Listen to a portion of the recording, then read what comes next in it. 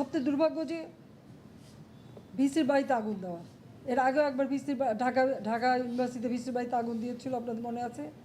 রংপুরে সেখানে আগুন দিয়েছে, ময়মনসিংহ কৃষি বিশ্ববিদ্যালয় থেকে শুরু করে বিভিন্ন জায়গায় এই তাণ্ডব চালিয়েছে, রাজশাহীতে এই তাণ্ডব চালিয়েছে।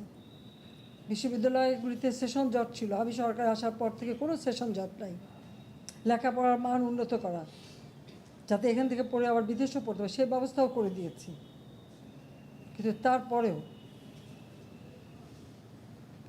কোটা সংস্কার আন্দোলন, কোটা তো আমি বাতিলই করে দিয়েছি। আমি আহ্বান করেছিলাম যে একটু ধৈর্য ধরো, হাইকোর্টে শুনানি হবে, হাইকোর্ট যে রায় দেয়। না, তারপরেও এই আন্দোলন হবে। আজকে এই যে এতগুলি মানুষের জীবনের ক্ষতি হলো, এতগুলি পরিবার ক্ষতি হলো, এর দায় দায়িত্ব কাদের?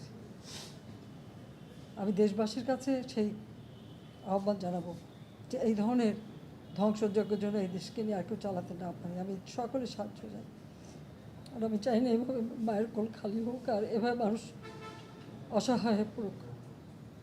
এই হাসপাতালটাই তো আজকে আপনারা দেখেন কত সুন্দরভাবে করে দিয়েছে। কিছু নেই হাসপাতালে, একটা লিফটও ছিল না আমি যখন সরকারে আসি।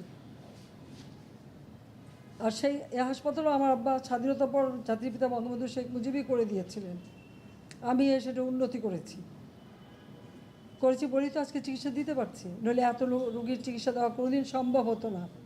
তা আমার কি এটাই অপরাধ যে আমি মানুষের জীবন মান উন্নত করার জন্য কাজ করেছি, আর সেই জায়গাগুলিকে হামলা করতে হবে?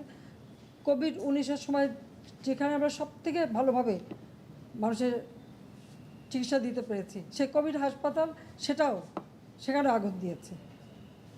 এটা কী ধরনের খেলা?